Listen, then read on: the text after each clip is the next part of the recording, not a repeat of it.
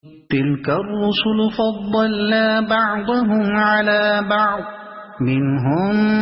من كلم الله ورفع بعضهم درجات وآتينا عيسى ابن مريم البينات وأيدناه بروح القدس ولو شاء الله ما اقتتل الذين من بعدهم من بعد ما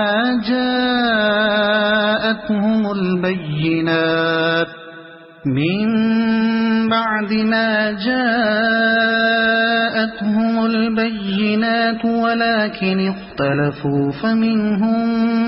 من آمن ومنهم من كفر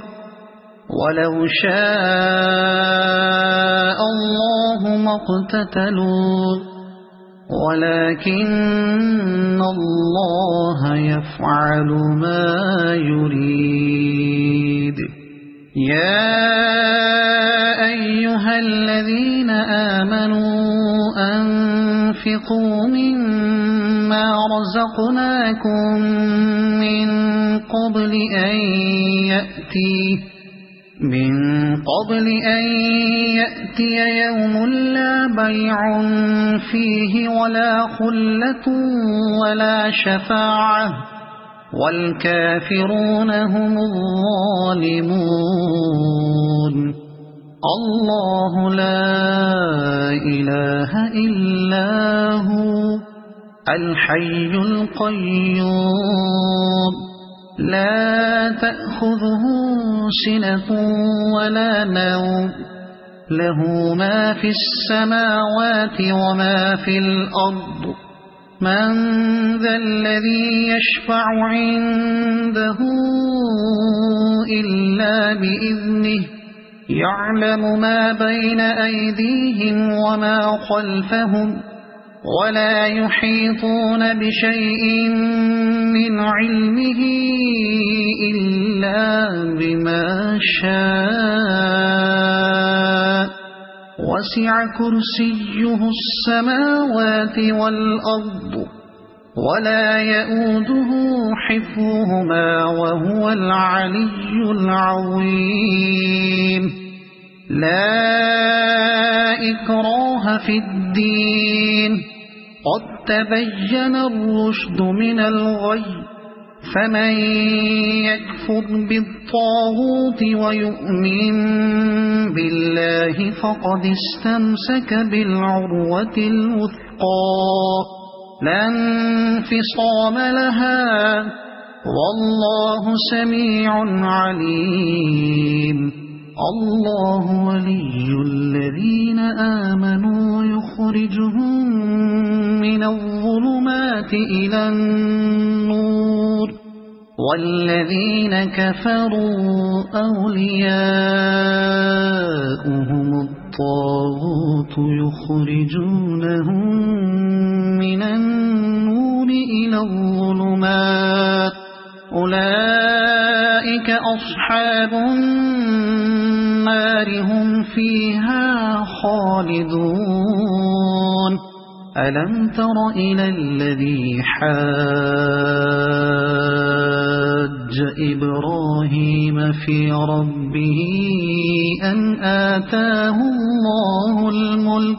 إذ قال إبراهيم ربي الذي يحيي ويميت قال أنا أحيي وأميت قال إبراهيم فإن الله يأتي بالشمس من المشرق فأت بها من المغرب فبهت الذي كفر والله لا يهدي القوم الظالمين. أو كالذي مر على قرية وهي خاوية على عروشها قال أنى يحيي هذه الله بعد موتها فأماته الله 100 عام ثم بعثه قال كم لبثت قال لبثت يوما أو بعض يوم قال بل لبثت 100 عام فانظر إلى طعامك وشرابك لم يتسنه وانظر إلى حمارك ولنجعلك آية للناس وانظر إلى العظام كيف ننشزها ثم نكسوها لحما فلما تبين له قال أعلم أن الله على كل شيء قدير وإذ قال إبراهيم رب أرني كيف تحيي الموتى قال أولم تؤمن قال بلى ولكن ليطمئن قلبي قال فخذ 4 من الطير فصرهن إليك ثم اجعل على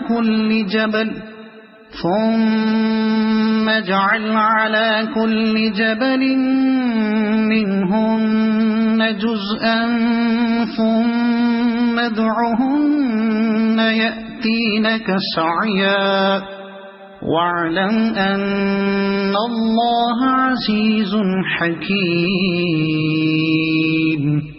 مثل الذين ينفقون أموالهم في سبيل الله كمثل حبة أنبتت 7 سنابل في كل سنبلة 100 حبة والله يضاعف لمن يشاء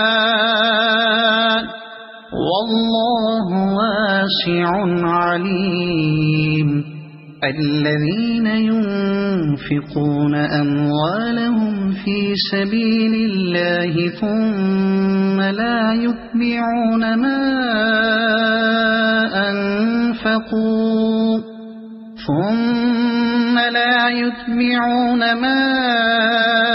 أنفقوا منا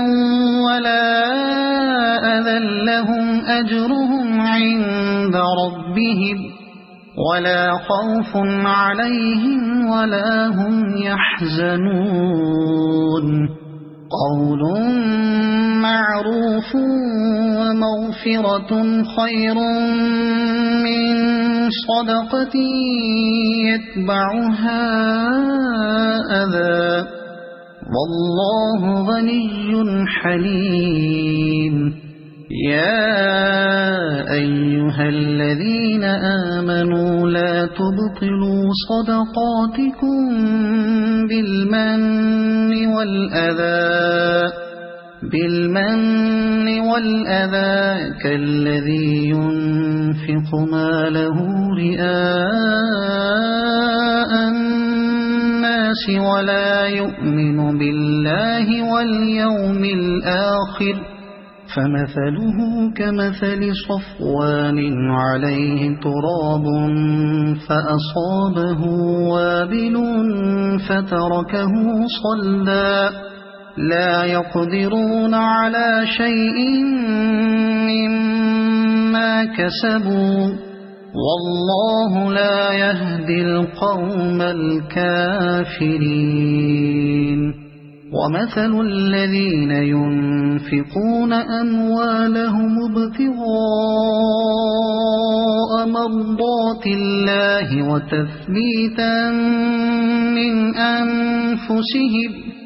وتثبيتا من أنفسهم كمثل جنة بربوة أصابها وابل فآتت أكلها ضعفين فإن لم يصبها وابل فطل والله بما تعملون بصير أيود أحدكم أن تكون له جنة من نخيل وأعناب تجري من تحتها الأنهار له فيها من كل الثمرات وأصابه الكبر وله ذرية ضعفاء فأصابها إعصار فيه نار فاحترقت كذلك يبين الله لكم الآيات لعلكم تتفكرون يا أيها الذين آمنوا أنفقوا من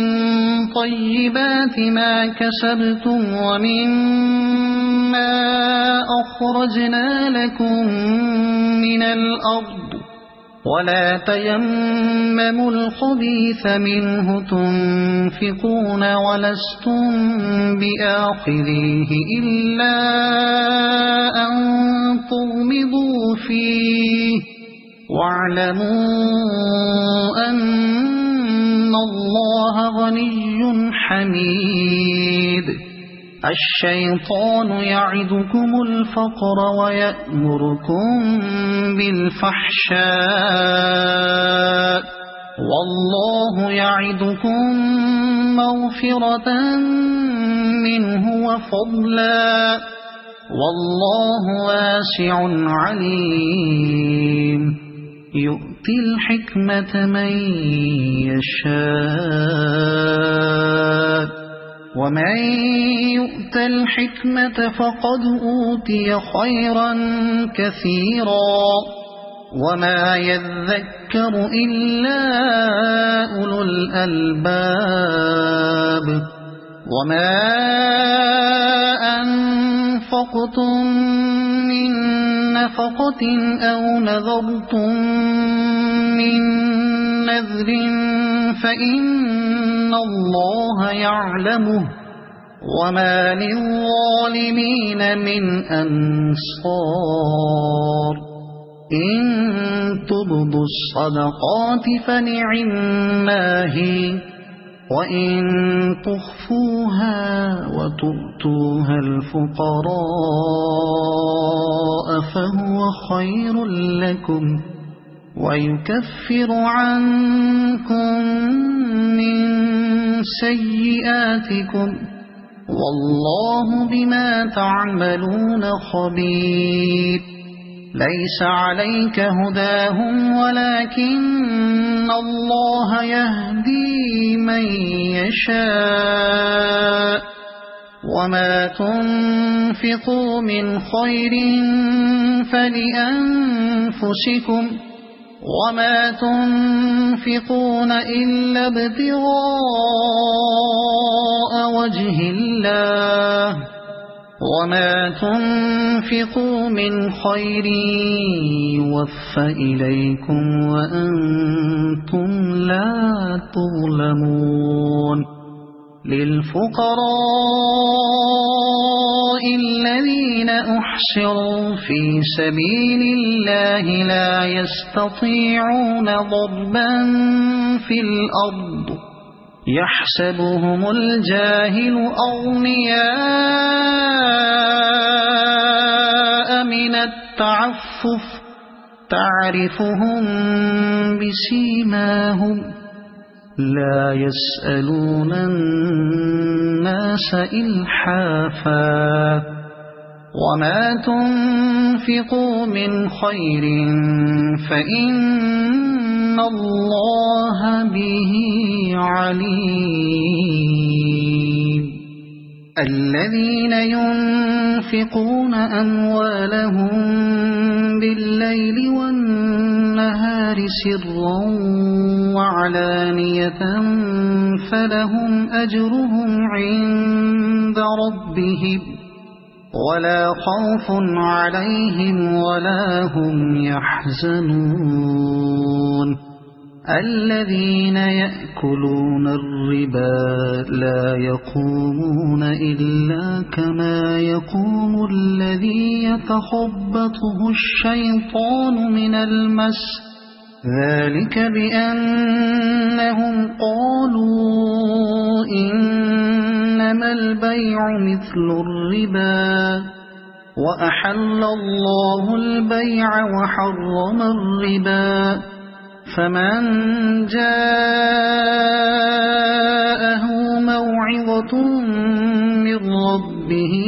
فانتهى فله ما سلف وأمره إلى الله ومن عاد فأولئك أصحاب النار هم فيها خالدون يمحق الله الربا ويربي الصدقات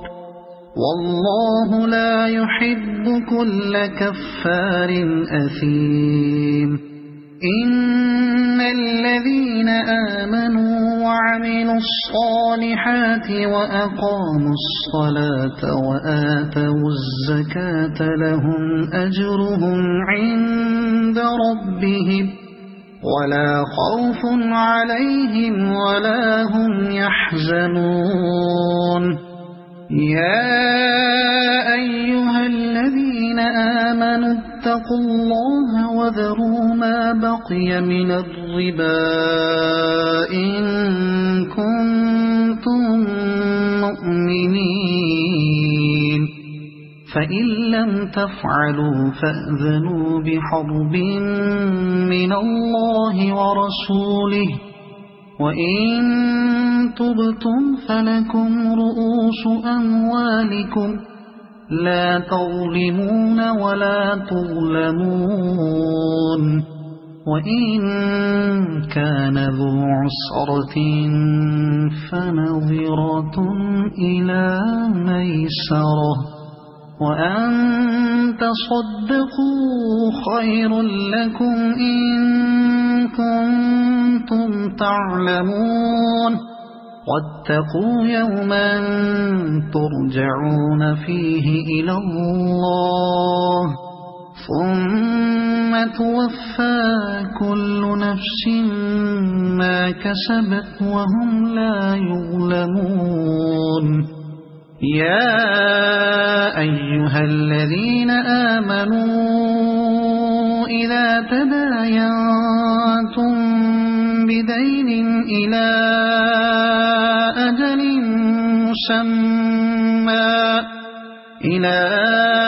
أجل مسمى فاكتبوه وليكتب بينكم كاتب بالعدل ولا يأب كاتب أن يكتب كما علمه الله فليكتب وليملل الذي عليه الحق وليتق الله ربه ولا يبخس منه شيئا فإن كان الذي عليه الحق سفيها أو ضعيفا أو لا يستطيع أن يمل هو فليملل وليه بالعدل واستشهدوا شهيدين من رجالكم فإن لم يكونا رجلين فرجل وامرأتان ممن ترضون من الشهداء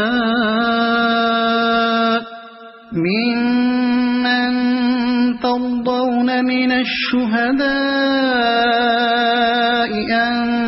تضل إحداهما فتذكر إحداهما الأخرى ولا يأبى الشهداء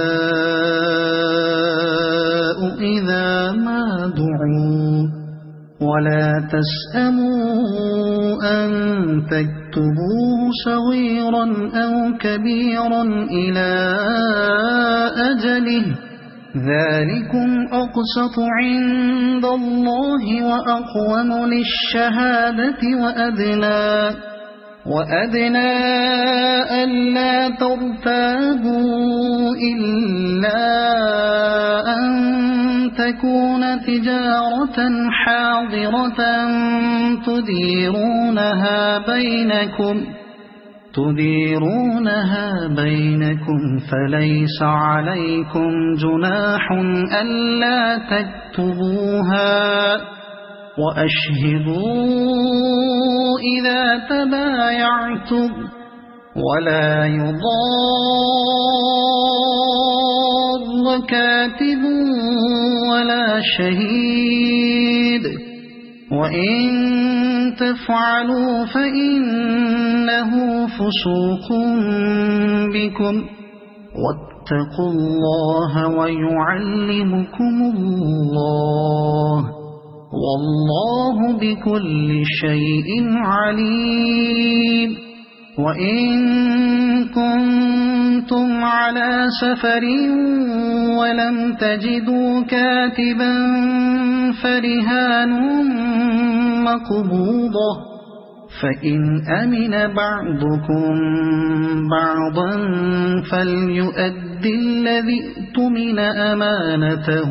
وليتق الله ربه ولا تكتموا الشهادة ومن يكتمها فإنه آثم قلبه والله بما تعملون عليم لله ما في السماوات وما في الأرض وإن تبدوا ما في أنفسكم أو تخفوه يحاسبكم به الله فيغفر لمن يشاء ويعذب من يشاء والله على كل شيء قدير آمن الرسول بما أنزل إليه من ربه والمؤمنون كل آمن بالله وملائكته وكتبه ورسله لا نفرق بين أحد من رسله وقالوا سمعنا وأطعنا غفرانك ربنا وإليك المصير لا يكلف الله نفسا إلا وسعها لها ما كسبت وعليها ما اكتسبت ربنا لا تؤاخذنا إن نسينا أو أخطأنا ربنا ولا تحمل علينا إصرا كما حملته على الذين من قبلنا ربنا ولا تحملنا ما لا طاقة لنا به واعف عنا واغفر لنا وارحمنا أنت مولانا فانصرنا على القوم الكافرين ألف لام ميم الله لا إله إلا هو الحي القيوم نزل عليك الكتاب بالحق مصدقا لما بين يديه وأنزل التوراة والإنجيل من قبل هدى للناس وأنزل الفرقان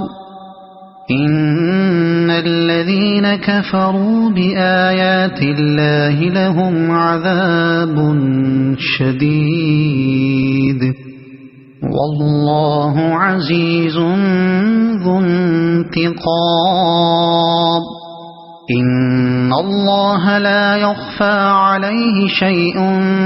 في الأرض ولا في السماء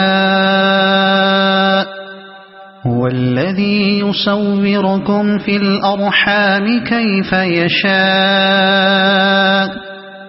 لا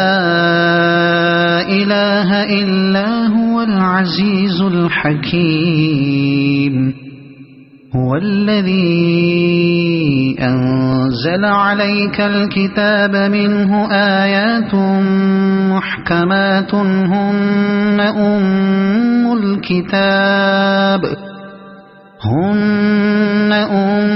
الكتاب وأخر متشابهات فأما الذين في قلوبهم زيغ فيتبعون ما تشابه منه ابتغاء الفتنة وابتغاء تأويله وما يعلم تأويله إلا الله والراسخون في العلم يقولون آمنا به كل من عند ربنا وما يذكر إلا أولو الألباب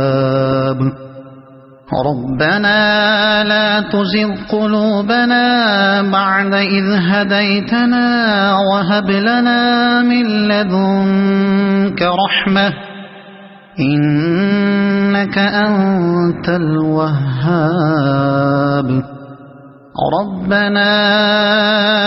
إنك جامع الناس ليوم لا ريب فيه إن الله لا يخلف الميعاد إن الذين كفروا لن تغني عنهم أموالهم ولا أولادهم من الله شيئا وأولئك هم وقود النار كدأب آل فرعون والذين من قبلهم كذبوا بآياتنا فأخذهم الله بذنوبهم والله شديد العقاب قل للذين كفروا ستغلبون وتحشرون إلى جهنم وبئس المهاد قد كان لكم آية في فئتين التقتا فئة تقاتل في سبيل الله وأخرى كافرة يرونهم مثليهم رأي العين والله يؤيد بنصره من يشاء إن في ذلك لعبرة لأولي الأبصار زين للناس حب الشهوات من النساء والبنين والقناطير المقنطرة من الذهب والفضة والخيل المسومة والأنعام والحرث ذلك متاع الحياة الدنيا والله عنده حسن المآب قل أنبئكم بخير من ذلكم للذين اتقوا عند ربهم جنات تجري من تحتها الأنهار خالدين فيها خالدين فيها وأزواج مطهرة ورضوان من الله والله بصير بالعباد الذين يقولون ربنا إننا آمنا فاغفر لنا ذنوبنا وقنا عذاب النار الصابرين والصادقين والقانتين والمنفقين والمستغفرين بالأسحار شهد الله أنه لا إله إلا هو والملائكة وأولو العلم قائما بالقسط لا إله إلا هو العزيز الحكيم إن الدين عند الله الإسلام وما اختلف الذين أوتوا الكتاب إلا من بعد ما جاءهم العلم بغيا بينهم ومن يكفر بآيات الله فإن الله سريع الحساب فإن حاجوك فقل أسلمت وجهي لله ومن اتبعني وقل للذين أوتوا الكتاب والأميين أأسلمتم فإن أسلموا فقد اهتدوا وإن تولوا فإنما عليك البلاغ والله بصير بالعباد إن الذين يكفرون بآيات الله ويقتلون النبيين بغير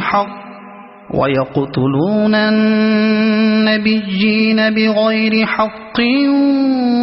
ويقتلون الذين يأمرون بالقسط من الناس فبشرهم بعذاب أليم أولئك الذين حبطت أعمالهم في الدنيا والآخرة وما لهم من ناصرين ألم تر إلى الذين أوتوا نصيبا من الكتاب يدعون إلى كتاب الله ليحكم بينهم ثم يتولى فريق منهم وهم معرضون ذلك بأنهم قالوا لن تمسنا النار إلا أياما معدودات وغرهم في دينهم ما كانوا يفترون فكيف إذا جمعناهم ليوم لا ريب فيه ووفيت كل نفس ما كسبت وهم لا يظلمون قل اللهم مالك الملك تؤتي الملك من تشاء وتنزع الملك ممن تشاء وتعز من تشاء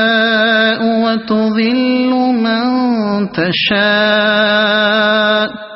بيدك الخير إنك على كل شيء قدير تولج الليل في النهار وتولج النهار في الليل وتخرج الحي من الميت وتخرج الميت من الحي وترزق من تشاء بغير حساب لا يتخذ المؤمنون الكافرين أولياء من دون المؤمنين ومن يفعل ذلك فليس من الله في شيء إلا أن تتقوا منهم تقاه ويحذركم الله نفسه وإلى الله المصير. قل إن تخفوا ما في صدوركم أو تبدوه يعلمه الله ويعلم ما في السماوات وما في الأرض والله على كل شيء قدير. يوم تجد كل نفس ما عملت من خير محضرا وما عملت من سوء تود لو أن بينها وبينه أمدا بعيدا ويحذركم الله نفسه والله رؤوف بالعباد. قل إن كنتم تحبون الله فاتبعوني يحببكم الله ويغفر لكم ذنوبكم والله غفور رحيم. قل أطيعوا الله والرسول فإن تولوا فإن الله لا يحب الكافرين. إن الله اصطفى آدم ونوحا وآل إبراهيم وآل عمران على العالمين ذرية بعضها من بعض والله سميع عليم. إذ قالت امرأة عمران رب إني نذرت لك ما في بطني محررا فتقبل مني إنك أنت السميع العليم. فلما وضعتها قالت رب إني وضعتها أنثى والله أعلم بما وضعت وليس الذكر كالأنثى وإني سميتها مريم وإني أعيذها بك وذريتها من الشيطان الرجيم. فتقبلها ربها بقبول حسن وأنبتها نباتا حسنا وكفلها زكريا. كلما دخل عليها زكريا المحراب وجد عندها رزقا قال يا مريم أنى لك هذا قالت هو من عند الله إن الله يرزق من يشاء بغير حساب. هنالك دعا زكريا ربه قال رب هب لي من لدنك ذرية طيبة إنك سميع الدعاء. فنادته الملائكة وهو قائم يصلي في المحراب أن الله يبشرك بيحيى مصدقا بكلمة من الله وسيدا وحسورا ونبيا من الصالحين. قال رب أنى يكون لي غلام وقد بلغني الكبر وامرأتي عاقر قال كذلك الله يفعل ما يشاء قال رب اجعل لي آية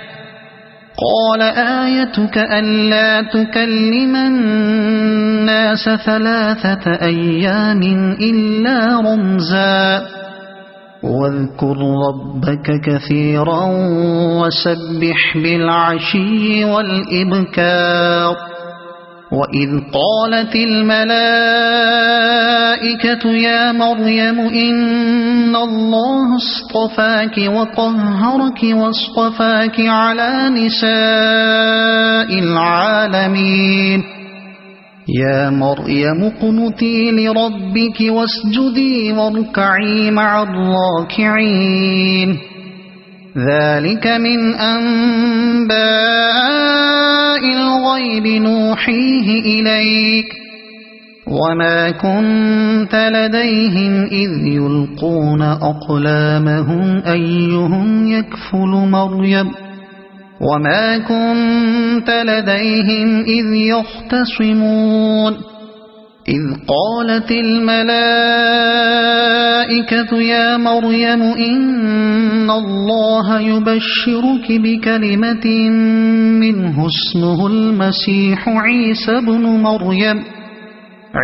بن مريم وجيها في الدنيا والآخرة ومن المقربين ويكلم الناس في المهد وكهلا ومن الصالحين قالت رب أنى يكون لي ولد ولم يمسسني بشر قال كذلك الله يخلق ما يشاء إذا قضى أمرا فإنما يقول له كن فيكون ويعلمه الكتاب والحكمة والتوراة والإنجيل ورسولا إلى بني إسرائيل أني قد جئتكم بآية من ربكم أني أخلق لكم من الطين كهيئة الطير فأنفخ فيه فيكون طيرا بإذن الله وأبرئ الأكمه والأبرص وأحيي الموتى بإذن الله وأنبئكم بما تأكلون وما تدخرون في بيوتكم إن في ذلك لآية لكم إن كنتم مؤمنين ومصدقا لما بين يدي من التوراة ولأحل لكم بعض الذي حرم عليكم وجئتكم بآية من ربكم فاتقوا الله وأطيعون إن الله ربي وربكم فاعبدوه هذا صراط مستقيم فلما أحس عيسى منهم الكفر قال من أنصاري إلى الله قال الحواريون نحن أنصار الله آمنا بالله واشهد بأننا مسلمون ربنا آمنا بما أنزلت واتبعنا الرسول فاكتبنا مع الشاهدين ومكروا ومكر الله والله خير الماكرين إذ قال الله يا عيسى إني متوفيك ورافعك إلي ومطهرك من الذين كفروا وجاعل الذين اتبعوك فوق الذين كفروا إلى يوم القيامة ثم إلي مرجعكم فأحكم بينكم فيما كنتم فيه تختلفون فأما الذين كفروا فأعذبهم عذابا شديدا في الدنيا والآخرة وما لهم من ناصرين وأما الذين آمنوا وعملوا الصالحات فيوفيهم أجورهم والله لا يحب الظالمين ذلك نتلوه عليك من الآيات والذكر الحكيم إن مثل عيسى عند الله كمثل آدم خلقه من تراب ثم قال له كن فيكون الحق من ربك فلا تكن من الممترين فمن حاجك فيه من بعد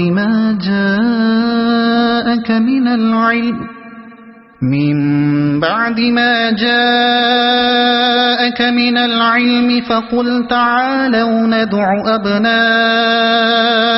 وأبناءكم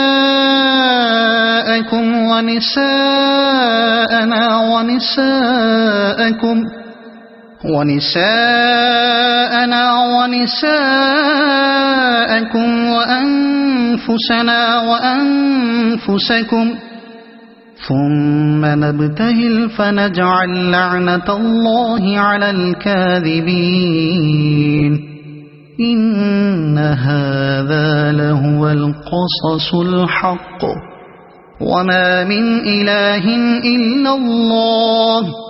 وإن الله لهو العزيز الحكيم فإن تولوا فإن الله عليم بالمفسدين قل يا أهل الكتاب تعالوا إلى كلمة سواء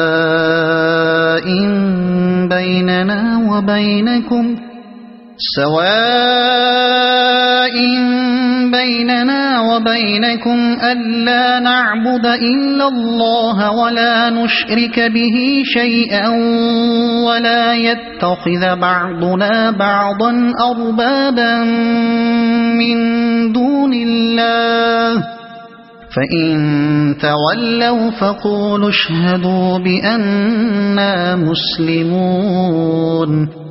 يا أهل الكتاب لم تحاجون في إبراهيم وما أنزلت التوراة والإنجيل إلا من بعده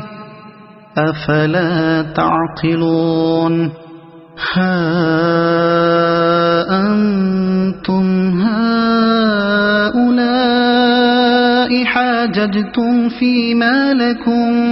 به علم فلم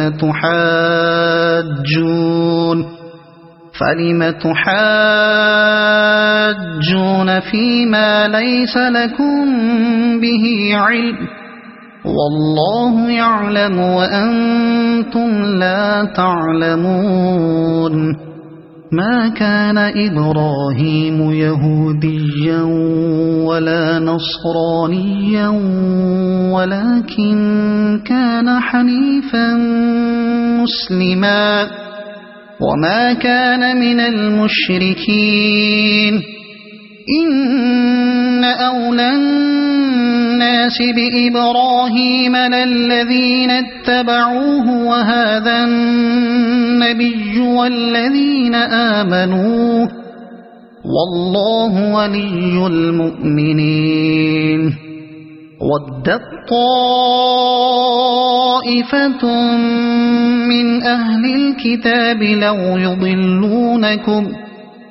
وما يضلون إلا أنفسهم وما يشعرون يا أهل الكتاب لم تكفرون بآيات الله وأنتم تشهدون يا أهل الكتاب لم تلبسون الحق بالباطل وتكتمون الحق وأنتم تعلمون وقالت طائفة من أهل الكتاب آمنوا بالذي أنزل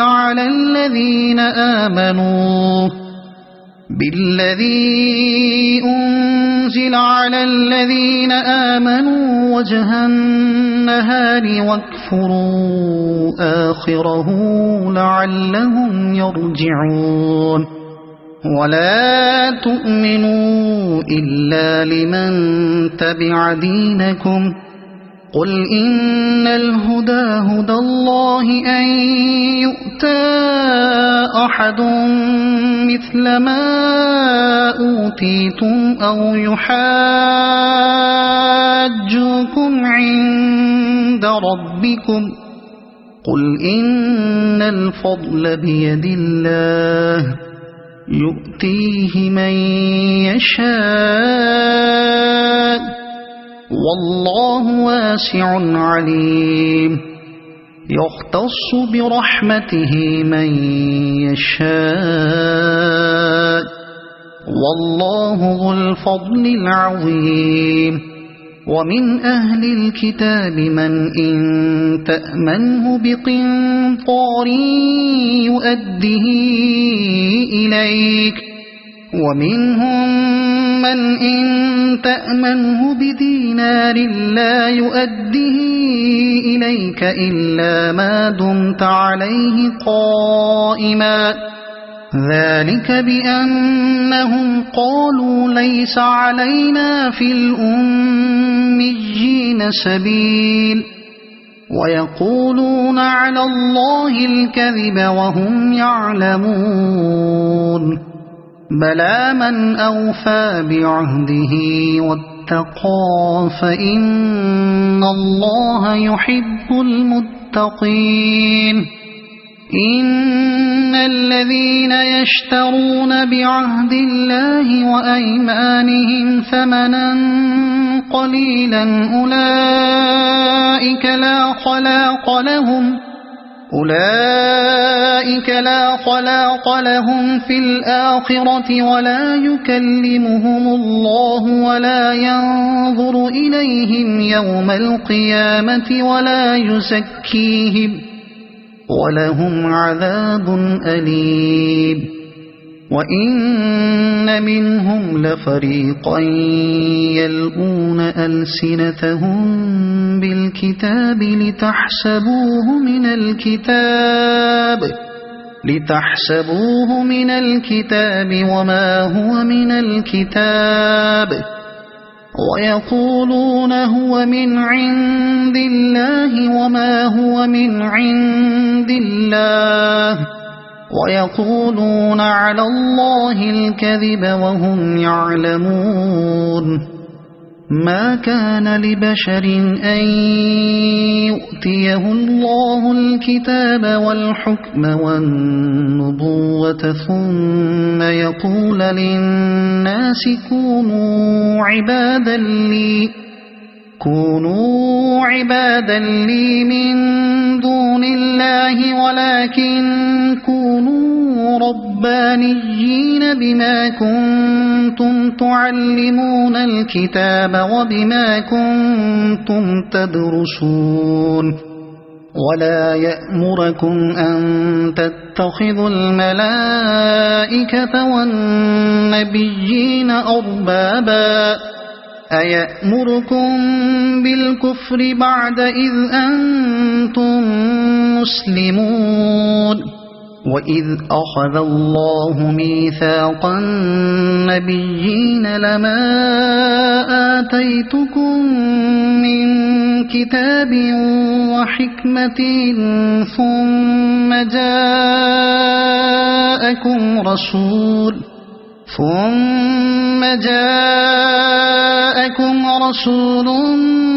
مصدق لما معكم لتؤمنن به ولتنصرنه قال أأقررتم وأخذتم على ذلكم إصري قالوا أقررنا قال فاشهدوا وأنا معكم من الشاهدين فمن تولى بعد ذلك فأولئك هم الفاسقون أفغير دين الله يبغون وله أسلم من في السماوات والأرض طوعا وكرها وإليه يرجعون قل آمنا بالله وما أنزل علينا وما أنزل على إبراهيم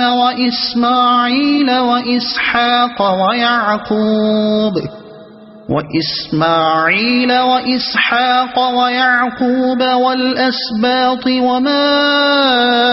أوتي موسى وعيسى والنبيون من ربهم لا نفرق بين أحد منهم ونحن له مسلمون ومن يبتغ غير الإسلام دينا فلن يقبل منه وهو في الآخرة من الخاسرين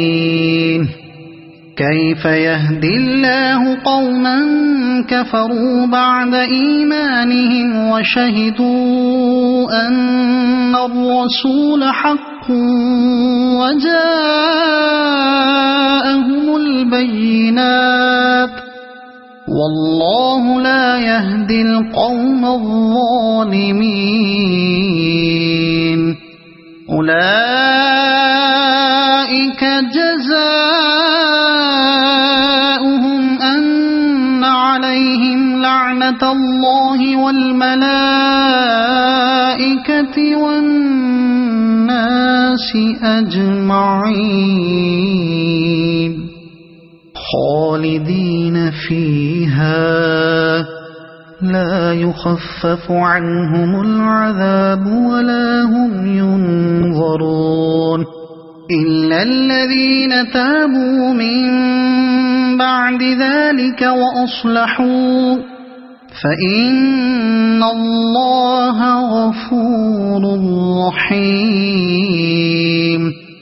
إن الذين كفروا بعد إيمانهم ثم ازدادوا كفرا لن تقبل توبتهم وأولئك هم الضالون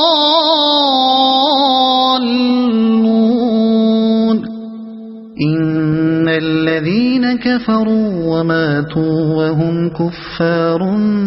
فلن يقبل من أحدهم ملء الأرض ذهبا ولو افتدى به أولئك لهم عذاب أليم وما لهم من ناصرين